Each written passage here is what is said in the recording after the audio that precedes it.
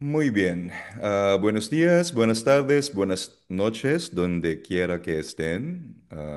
Magandang araw po sa lahat. Anumang lugar po kayo, saang man lugar kayo naroroon.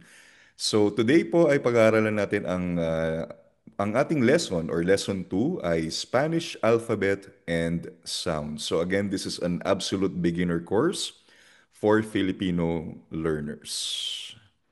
Ang Spanish alphabet sa wikang Espanyol ay tinatawag na El Alfabeto Espanyol or tinatawag rin siya na El Abecedario.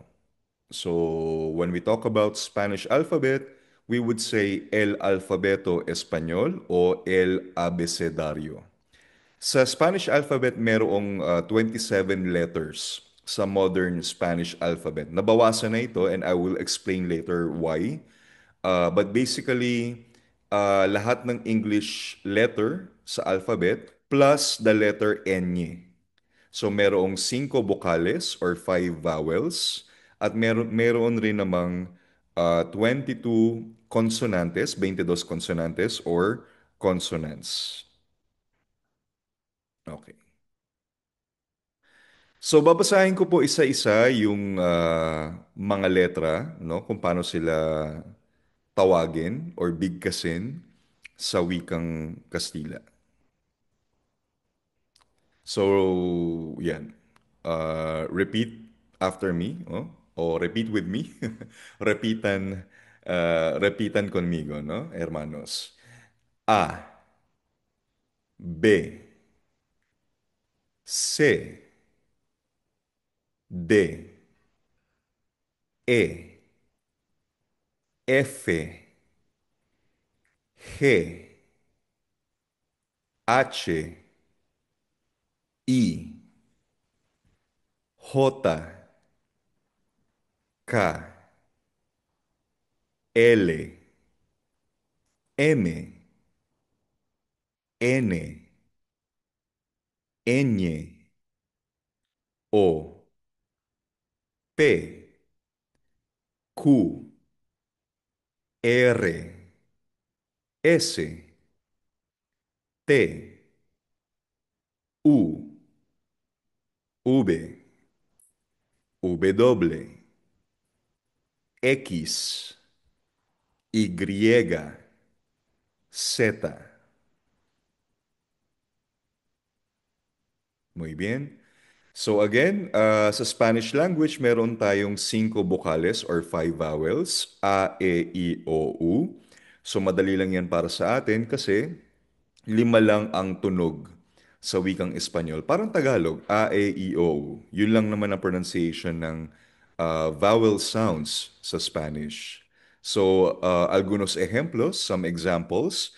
A, amigo. Amigo. E, estrella. Estrella. I, iglesia. O, ojo. U, uva. Sa Spanish, yung letter I o E, madalas ginagamit rin or tinatawag rin siyang E Latina. Ang ibig sabihin ay Latin I, E Latina, para ma-distinguish or maibang or para ma-distinguish ito sa letter Y. Kasi yung letter Y, sa Spanish ang ibig sabihin niya, aside sa letter Y, ay at o end. Na dati namang tinatawag na Y.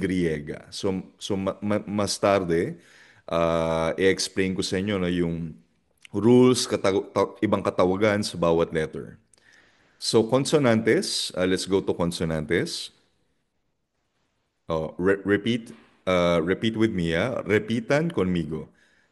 B, ba, be, bi, bo, bu. Ang letter B sa Spanish ay tinatawag na B at minsan pag gusto mong linawin in terms of writing, ginagamit rin yung term na B grande. Okay? Para hindi mapagpalit sa B chica or letter V. Kasi yung letter V sa Spanish, ube, tinatawag rin siyang B chica. Okay? So, ba, be, bi, bo, bu. For example, bala, beso, Biblia, bola, burro, se. Okay, letter C. Pay attention, no? Ka, se, si, ko, ku. O, ano napansin yung difference? So sa letter C, meron tayong rules para sa letter C o la letra C. Merong dalawang tunog or sound ang letter C sa wikang Espanyol. Kapag ang letter C ay sinusundan ng letters A o U, ang tunog ng C ay parang K, K. For example, casa, color, kurso. So hard C sound siya, 'di ba? Kasi sinusundan yung letter C ng A, O at U. Pero kapag ang C ay sinusundan ng letter E at I, nagiging S ang sound nito. Specifically sa Latin America or TH sound sa Spain. So for example, cielo, cielo, naging S. Kasi nga, ang susunod na letter sa C or after ng C ay I. Cena, cena, hapunan or dinner. Yun ang pronunciation sa Latin American countries. Okay? Pero pag nasa Espanya ka, they would pronounce this like TH. Cielo, cielo, cena, cena. So kung mapapansin nyo, pa nagpo-pronounce ng Spanish word si Hermano Javier, di ba? Ganun siya. Th. Okay? So again, merong two differences, regional differences pagdating sa C. So again, Spain or Castilian Spanish, TH ang bigas nila. So thero. Pag Latin America naman ay S, zero, zero. Ayun. Ang letter C, pag ang letter C ay sinusundan ng letter H or H, ay magiging ch. Ch ang tunog. So for example, chico, chico, chica, chocolate. Dati ang letters CH, parte siya ng Spanish alphabet before 2010. Pero ngayon, hindi na siya considered as an official letter of the Spanish alphabet. Inalis na nila since 2010. Pero dati yung CH, part siya ng Spanish alphabet. Okay? Then yung letter C before E or I, sometimes nagbabago yan. So from Z, nagbabago yan to C, from singular to plural. Pag-aaralan natin yung singular or plural form sa mga susunod na lesson natin. But just to give you an idea, for example, the word luz, light or ilaw, nagtatapos sa letter Z or zeta, nagiging C kapag plural, luces.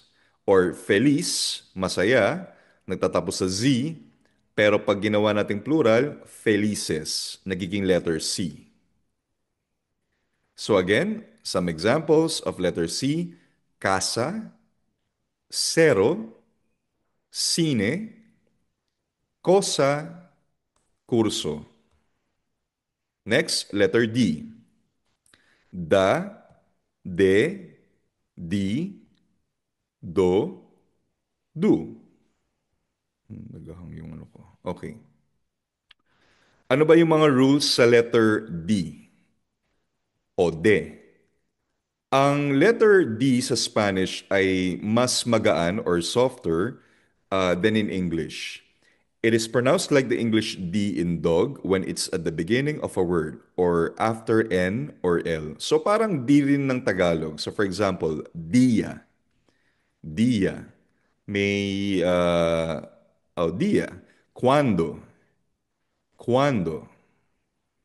Ngayon, ang D nagiging soft D kapag pinagigitnaan siya ng dalawang vowel.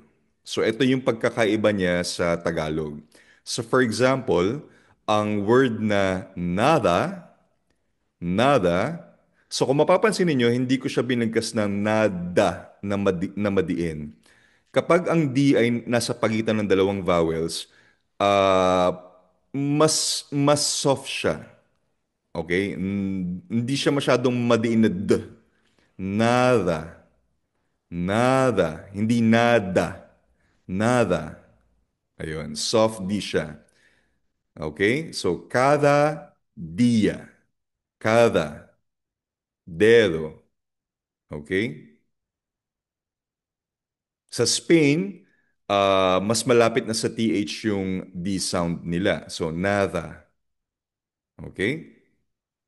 And kapag yung D naman ay nasa end of the word, it's usually very soft or sometimes barely pronounced. So karamihan sa mga native speakers, yung pagdating sa letter D, kapag ang letter D ay nasa dulo ng salita, madalas, kumbaga parang pahapyaw na lang na binibigkas or minsan nga iniiwanan na yung letter D. So for example, usted.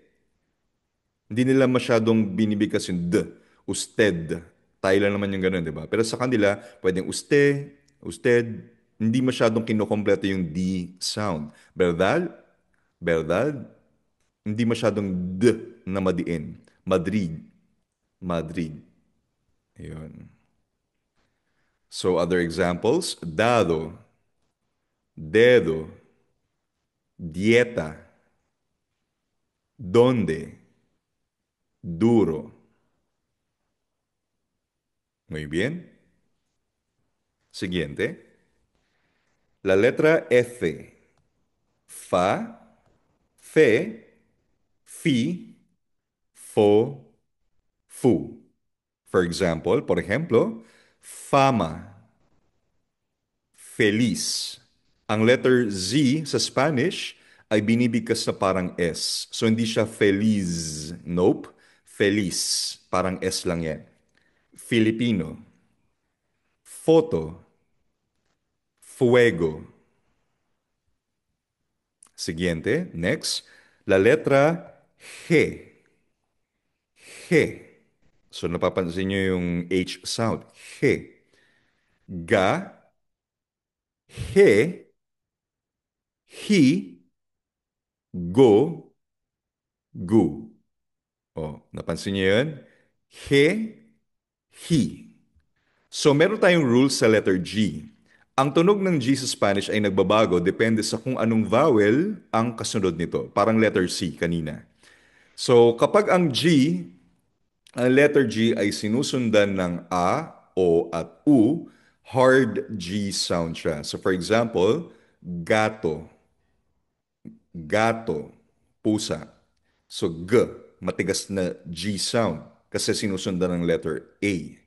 Goma, goma.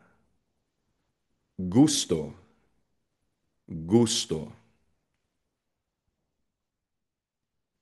Nagiging soft G or parang tunog na H or H sa English na house kapag ang letter G ay sinusundan ng E or I. So for example, gente, gente. Hindi siya gente, gente. Kasi sinusundan ng letter E ang letter G. Gente. Or hirar, hirar. Umikot, to turn. Kapag gusto mong panatilihin ang tunog na hard G bago ang E or I, ginagamitan ng U bilang protector vowel. So dinadadaga mo siya ng letter U sa gitna pag gusto mong ma-preserve yung hard G sound. So for example, gera, gera. So dinagdagan natin ng U bago yung E para ma-preserve yung hard G sound. Gera. Or gitara, gitara. Silent U ang letter U dito. Hindi siya guera, hindi siya guitara, kundi gera or gitara. Kapag naman merong dalawang tuldok, Ayan na, pansinin niyo po, no? Kapag mayroong dalawang tuldok sa letter U, ang tawag kasi doon ay diaresis. Diaresis. Kapag mayroong dalawang tuldok sa letter U, ang ibig sabihin ay binibigkas yung letter U. Paano yun? So for example, ang salitang penguin sa Spanish se dice pingüino. Pingguino. Hindi siya pinggino, pingguino. So, bibigkasin mo yung letter U dahil merong dalawang tuldok sa itaas ng letter U or diaresis. Pingguino or bergüenza. Bergüenza. Bibigkasin mo yung letter U dahil meron siyang diaresis or dalawang tuldok sa ibabaw ng letter U. Bergüenza. Kasi pag hindi mo nilagyan ng dalawang tuldok or diaresis sa letter U, ang basa dyan, bergenza, which is mali. Dapat bergüenza. Klaro yun? Klaro yun, Brad Christian? Clear siya, ah?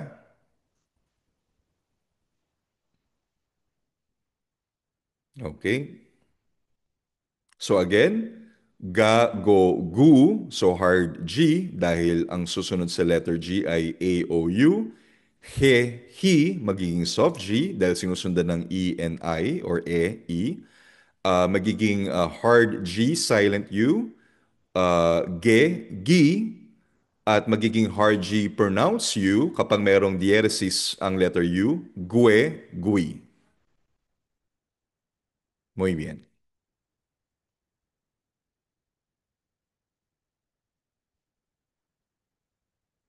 Next. Oops, dami kong screen nakabukas. Wait lang. Yan. Next one is H. A, E, I, O, U. So again, ang letter H ay silent o muda sa wikang Espanyol, meaning hindi siya binibigkas. So A, E, I, O, U. Por ejemplo, hablar, hermano, hija, hija, hombre, humo. Next one, la letra J. J. Dito naman, ito yung may H sound. J. Ha, he, he, ho, hu. So for example, hamon, jefe, jirafa, joven, jugo. Yung, diba sa Tagalog or sa English yung ha, ha, ha, ha, yung letter H. Sa Spanish, pag gusto mong sabihin yung tunog ng tumatawa, they would use the letter J or J. So, ha, ha, ha, ha, ha. Okay? Gets nyo yun, ha? Hindi siya letter H. So, pag mag-chat kayo sa isang Spanish speaker, letter J ang gagamitin natin kapag gusto mong sabihin, ha, ha, ha, ha, ha. Okay? Next, ka. Ka, ke, ki, ko, ku. Por ejemplo, karaoke, ketchup. Ang basa nila dito, ketchup o salsa de tomate. Kilometro. O listen na, hindi siya kilometro, kilometro. Kasi may accent mark sa letter O. Pag-aaralan natin next time yung mga accent mark. But basically, kapag may accent mark, ang ibig sabihin, ang diin ng salita ay nandoon sa letter kung nasaan ang accent mark. Kilometro, koala, Kuwait, L, L. For example, lago, leche, gatas, libro, hindi libro, libro, loro, luna. Ngayon, sa Spanish, dati, no, sa ang Old Spanish alphabet, kasama doon ang double L o doble L o eye. Ang tawag sa double L sa Spanish ay doble L or eye. Pero inalis na rin ito kasama ng CH sa official Spanish alphabet noong 2010. Pero dati, kasama yan. Ang tunog na ito ay nag-iiba depende sa bansa o region or region, pero hindi ito silent. So for example, sa Latin America, like sa Mexico, Colombia, Peru, ang double L binibigkas niya na parang Y. So for example, the word yabe, yabe, susi. Pero sa Argentina, Uruguay, kung nasaan ako ngayon, binibikas ng mga tao dito ang double L or doble L or A ng sh. So for example, instead of saying yabe, dito sa Buenos Aires, binibikas namin na shabe. Shabe. Or lluvia, ulan. Dito sa Argentina and Uruguay, we would say shubia. Shubia. Both are correct. Ilan sa mga halimbawa ng doble L or AE na mga salita ay ang mga sumusunod. Yabe, lluvia, calle, or in Argentina, calle, pero siguro mag-stick na tayo sa letter Y. Yung kasi yung academic and general Spanish. Yung double L, pinopronounce siyang letter Y. Calle, pollo, caballo, amarillo. Next, letter M. Ma, me, mi, mo, mu. For example, mano, mesa, mismo, mono, mundo. N, la letra N, na, ne, ni, no, nu. Por ejemplo, nada, nene, nido, noche, nube. Itong nene more on Argentina, Uruguay, instead of saying niño, we would use nene. Pero hindi ko lang sure kung sa ibang bansa ginagamit rin yung nene. Maybe ginagamit rin. Pero dito, instead of saying niño, they would use nene. Enye, enye. Nya, nye, ni, nyo, nyu.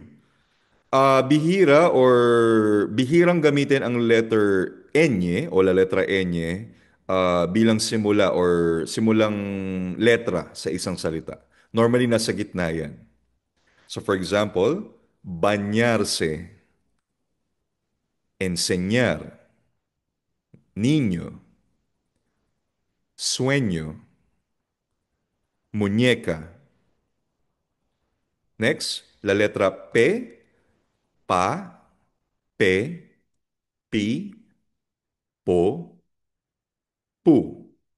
Por ejemplo, papa.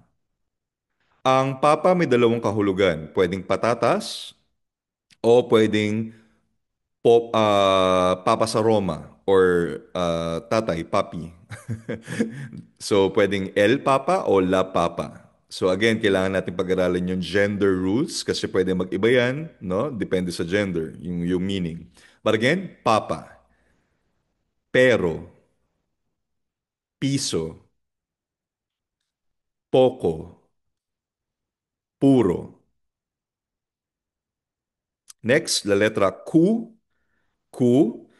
Ang letter Q, wala tayong Spanish word na letter Q lang, as in Q. Usually, ang letter Q sa Spanish, sinusundan lagi ng U at letter I and E. So, palagi siyang ganun. Q-U mas E-I. So, laging Q-U plus E or I. So, for example, K and Ki. Por ejemplo, querer, querer, quién, 15, quemar, queso. Next, la letra R, R. Dito sa letter R o R, meron rin tayong rules. Sa Spanish, may dalawang klase ng tunog ng R.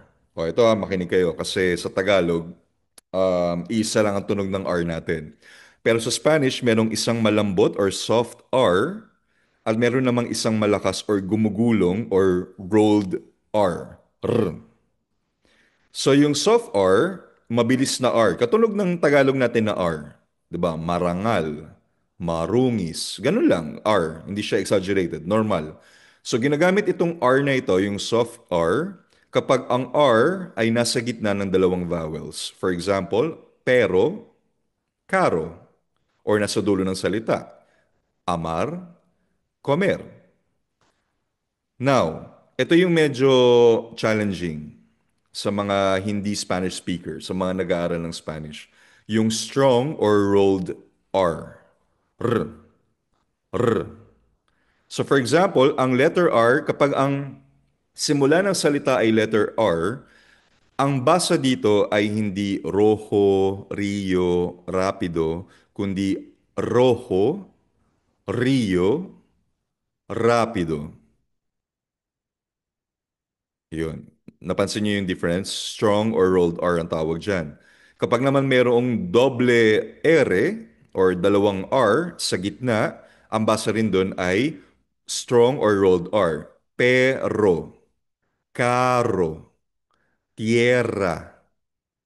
At ginagamit rin itong strong or rolled R kapag ang R ay pagkatapos ng letters L, N, or S. For example, alrededor, alrededor, enredo, enredo, sonrisa, sonrisa, Israel, Israel.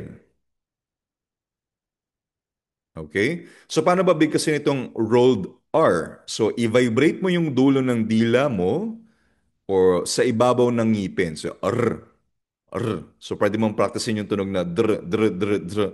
Ayan. So eventually magiging rolled R yan. R. Okay? Sa Latin America, hindi naman super exaggerated na R. Pero sa Spain, ganun. Ganun sila. And yun yung proper talaga. Yun yung academic pronunciation ng letter R kapag nagsisimula sa letter R or yung double R. So again, examples. Caro, caro, soft R. Ang ibig sabihin niyan ay expensive or mahal. Pero caro, caro, kotse. Ito yung rolled R. Rojo, pula, red. Amar, soft R, magmahal.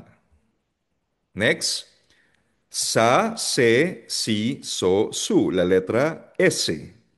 For example, sala, seña, silla, solo, suerte. La letra T, ta, te, ti, to, tú. Por ejemplo, tarde, templo, tierra, toro, tumba. La letra V, ba, be, bi, bo, bu. Ang letter V sa Spanish ay katunog ng la letra B or letter B. So yung B at V sa Spanish para wala ng tunog. Ayun, wag na kayo masyado mag-overthink. Pero ang tawag dito, yung letter V ay ube, pero madalas naririnig rin natin sa ibang native speakers, sinasabi nila be chica or be corta. Like for example, dito sa Argentina, tinanong ko si Hermano Noel, Hermano Noel, ano bang tawag dito sa letter na to? Ang sabi niya sa akin, be corta. Hindi siya familiar sa term na ube. Pero sa ibang Spanish-speaking countries, mas gamit nila yung ube. So again, depende sa inyong bansa, sa region, you can say ube, be chica, be corta. Pero yung pinakatawag talaga is ube. At again, magkapareho ang tunog ng B at V, parang B, parang bilang sa Tagalog. So for example, baka. Hindi siya vaca, baka. Verde, vino, volar, volcán. Next, W o W. So dalawa ang tawag sa W sa Spanish. Pwedeng W or pwedeng W. Wa, we, wi, wo, wu. So usually ginagamit ang W sa mga hiram na salita or borrowed words at usually walang Spanish words na nagsisimula sa letter W. So ito yung mga foreign borrowed words starting with the letter W. Washington, waffle or yung iba bigkas nila waffle or waffle. Western o western. Yung iba sinasabi Wi-Fi, yung iba naman ginagamit na yung English pronunciation na Wi-Fi. So depende rin yan sa region. Next, la letra X, sa, se, si, so, su. So sa modern Spanish, ang X ay usually tunog na x or s. Depende sa word. For example, taxi, éxito. So wala gaanong native Spanish words na nagsisimula sa X. Karamihan ay galing sa Latin or foreign roots. So for example, taxi, examen, flexible,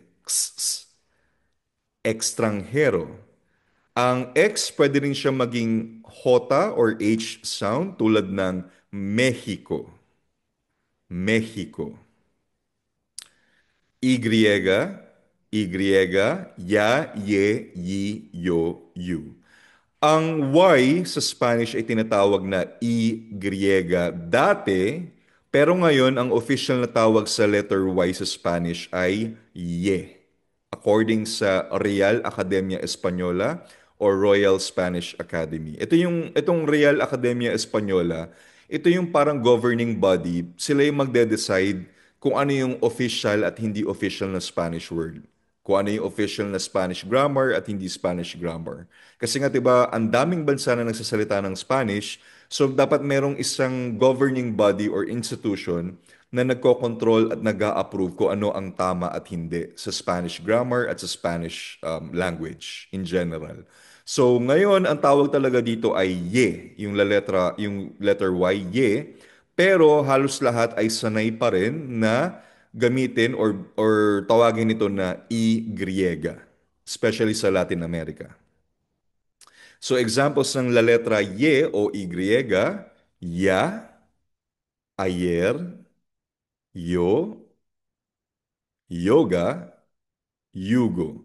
Sa ibang mga bansa, pwede nila itong bigkasin na parang soft J, ja, o pwede rin like sa Argentina, siya, asher, sho, shoga, algo así.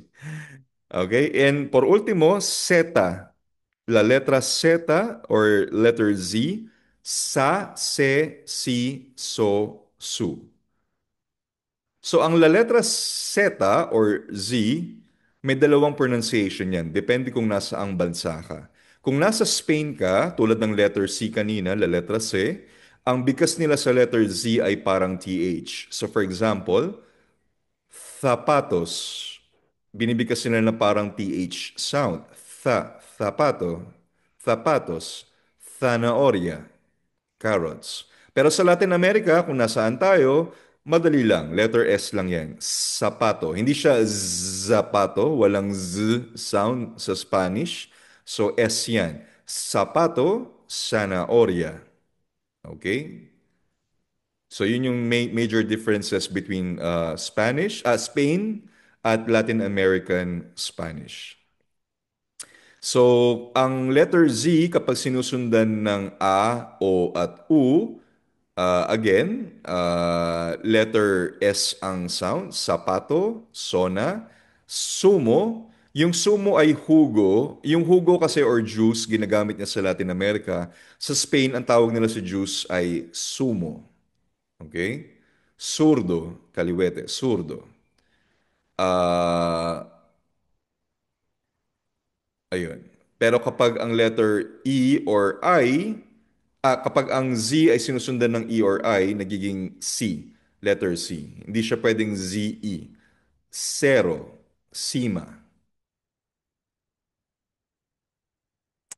At usually ang Z ay nagbabago to C before E and I kapag nagiging plural. So for example, lapis, lapis, nagiging lapises, pero yung Z nagiging C kapag naging plural.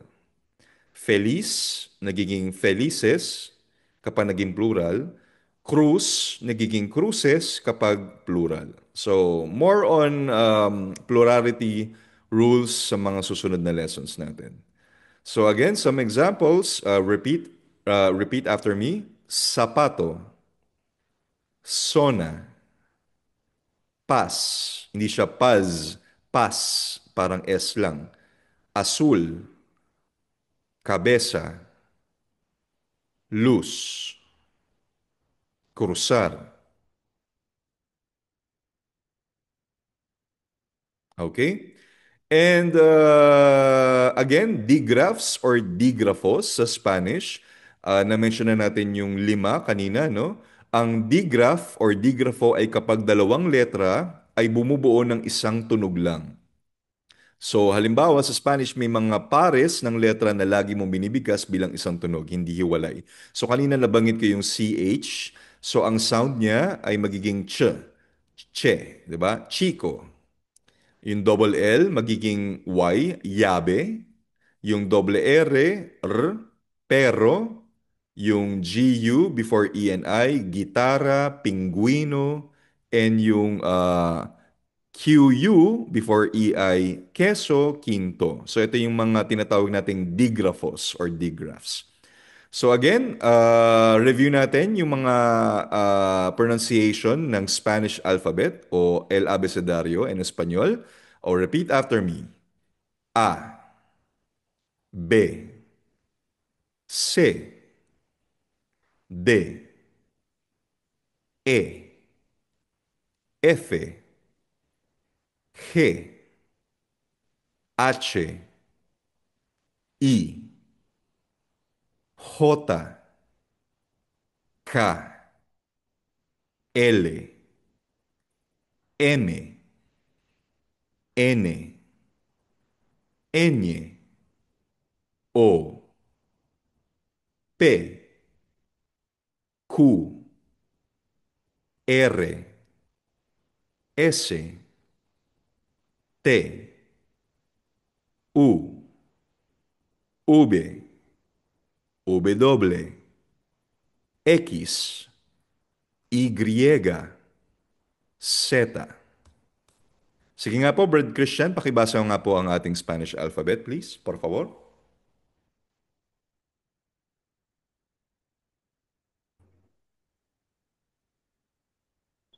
A, B, C,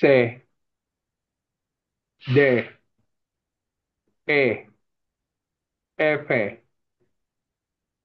G, H, I, J, K, L, M, N, Ñ, O, P, Q, R, S, T, U, V, W, X, X, X, X. X,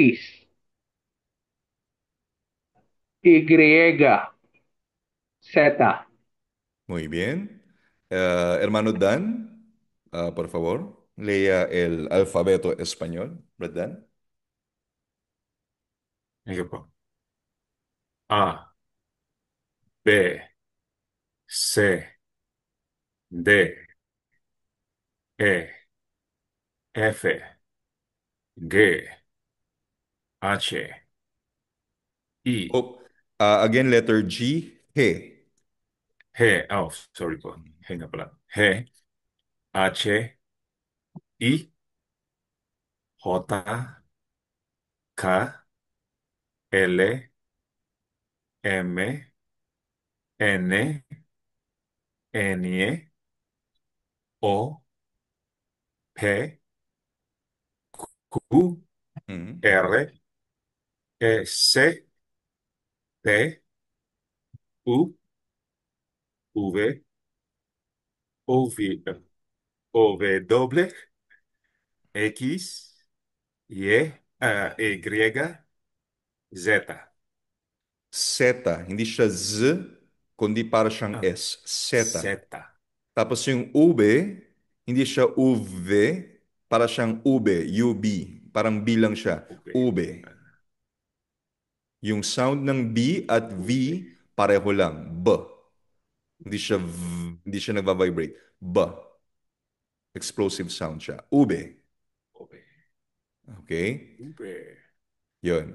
So for example, bigyan ko kayo ng senaryo. May tumawag sa inyo, caller.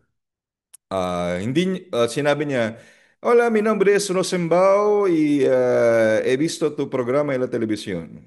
Hindi mo alam spelling ang pangalan ng tumawag. Kailangan mo ilista. So, paano mo itatanong yun?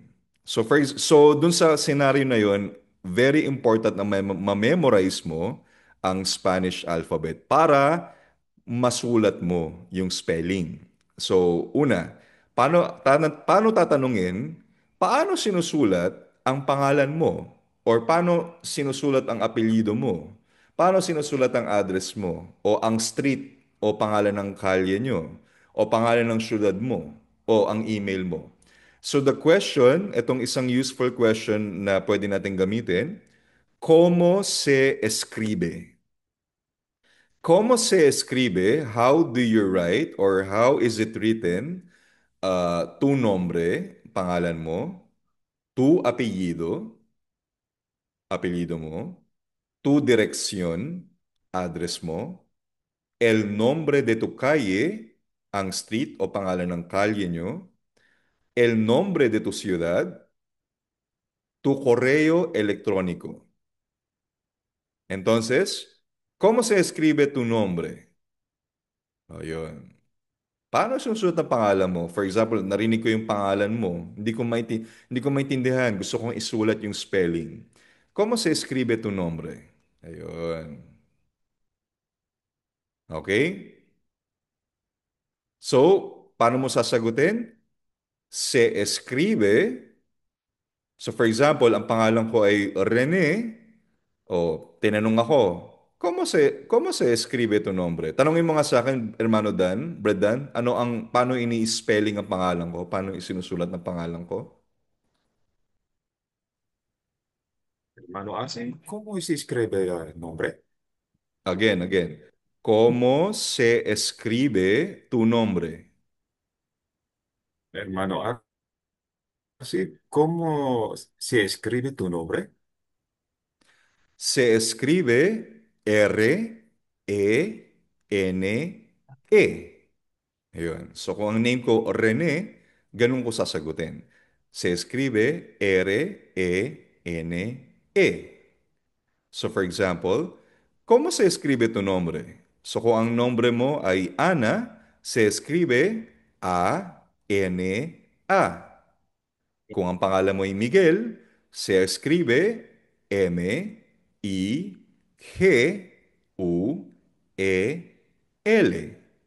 Kung ang pangalan mo ay Brian, se escribe B-R-Y-A-N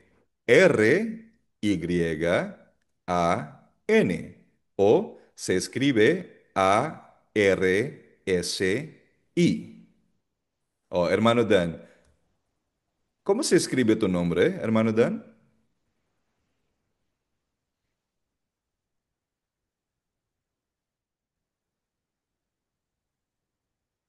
Mi nombre escribe S R O L D Oo, A ito, N. may cheat sheet ka na. Ulit, again. ¿Cómo se escribe tu nombre?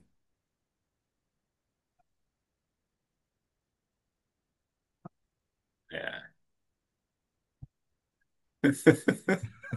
Sige lang, try natin. Nagbo-blurred. ¿Cómo se escribe tu nombre? tu escribe mi Se nombre es escribe, R. Se ajá, escribe mi nombre es R O L D A I N. ok, muy bien. Oh, practice pa tayo, ah. Hermana Amy, sis Amy, ¿cómo se escribe tu nombre?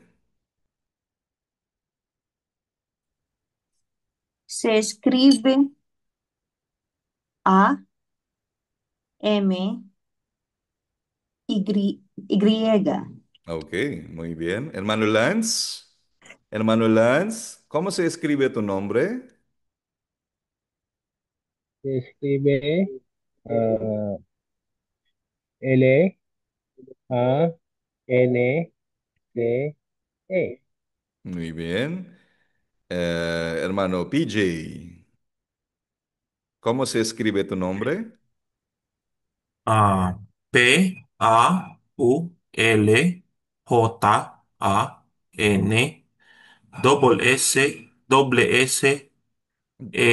Walang Pauljan. double S, SS. SS po. Okay po. Pwede rin yung maintindihan ka naman, pero wala naman siyang, wala, SS. SS. Okay po. Oh, continúa. Oh, Eh, otra vez. Sige nga, walang cheat sheet. Oh, ¿cómo se escribe okay. tu nombre, hermano PJ? Pauljan.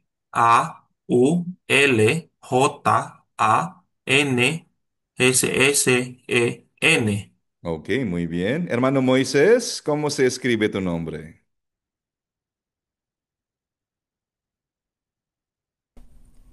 Sound check. Mm, Rinig po. Ay. dinig. Si escribe M O S E S.